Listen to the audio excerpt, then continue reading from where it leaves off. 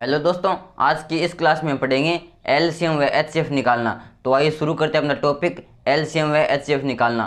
तो सबसे पहले तो हम बात करेंगे एलसीएम की और फिर निकालेंगे हम एचसीएफ।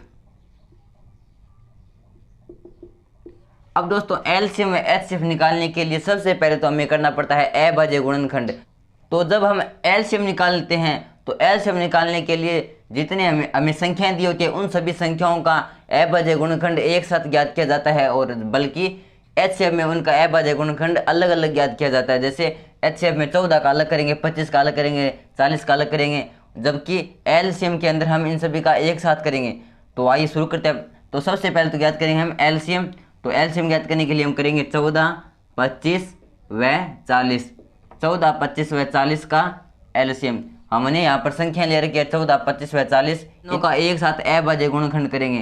तो सबसे पहले तो देखते हैं कि इनके अंदर भाग जाता है 2 का, तो 2 का भाग देंगे तो 14 में 2 का भाग देंगे 7 बार, फिर 25 के अंदर नहीं जाएगा, फिर 40 के अंदर 20 बार, फिर से 20 के अंदर जा रहा है 2 का भाग, तो देंगे 2 का, तो 7 के अंदर नहीं जाएगा, 25 के अंदर नहीं जाएगा, 20 के अंदर जाएगा 10 बार, फिर एक बार फिर देंगे 2 का, क्योंकि 10 के अंदर 2 का भाग जाता है, तो देंगे 2 का भाग, 7 के अंदर नहीं जाएगा, 25 के अंदर नहीं जाएगा, अब देंगे 2 के अंदर, तो सॉरी 10 के अंदर, तो 10 के अंदर 2 का भाग देंगे तो ये जगह 5 बार। अब यहाँ पर देखते हैं कि यहाँ पर 2 का तो नहीं जाएगा, अब देखते हैं कि 3 का, तो 3 का 7 के अंदर नहीं जाएगा, 25 के अंदर नहीं जाएगा। अब देखते हैं 5 का, तो यहाँ पर देखते हैं कि 25 के अंदर 5 का भाग जाएगा, 5 में भी 5 का जाएगा, तो यहाँ पर आप देते हैं 5 का भाग, तो 7 के अंदर नहीं जाएगा, 25 के अंदर जाएगा 5 बार, फिर 5 के अंदर 1 बार, अब फिर से 5 का जाएगा, तो 7 के अंदर नहीं जाएगा, 5 के अंदर जाएगा 1 बार, और 1 के अंदर नहीं जाएगा। फिर अब यहाँ पर जाएगा 7 का भाग, तो 1 बार, फिर 1, फिर 1। तो इसका ये होगा हमारा 14, 25 व 40 का एक साथ अभाज्य गुणनखंड। तो अब लिखेंगे एलसीएम अतः 14, 25 व 40 का एलसीएम। तो 14, 25 व 40 का एलसीएम हो जाएगा हमारा 2 × 2, 2 × 2 × 2 × 5 × 5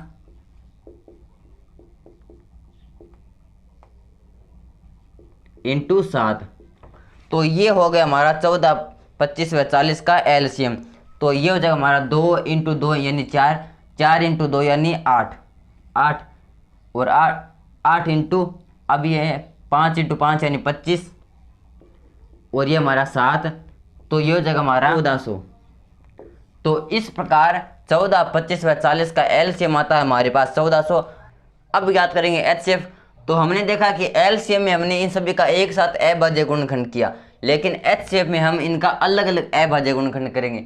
तो सबसे पहले तो आता हमारा 14, तो 14 का अभाज्य गुणनखंड करेंगे, तो इसके अंदर भाग जाएगा 2 का,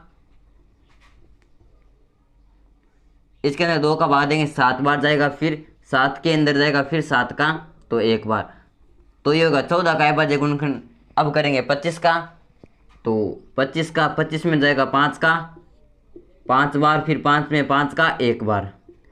अब करेंगे हम 40 का, तो 40 के अंदर जाएगा 2 का भाग 20 बार, फिर 20 के अंदर 2 का फिर से 10 बार, 10 के अंदर फिर से 2 का 5 बार, 5 में 5 का 1 बार।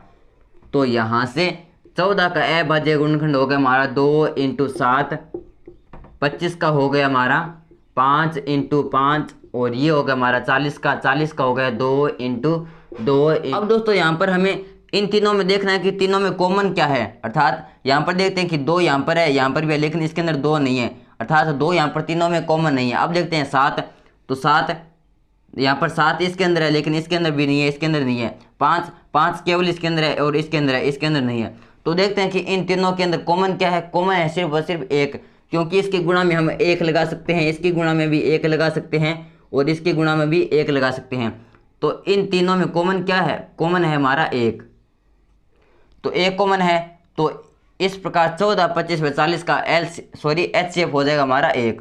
तो लिखेंगे अतः 14, 25 व 40 का एचसीएफ हो जाएगा हमारा 1। तो इस प्रकार ये था हमारा टॉपिक एलसीएम व एचसीएफ निकालना।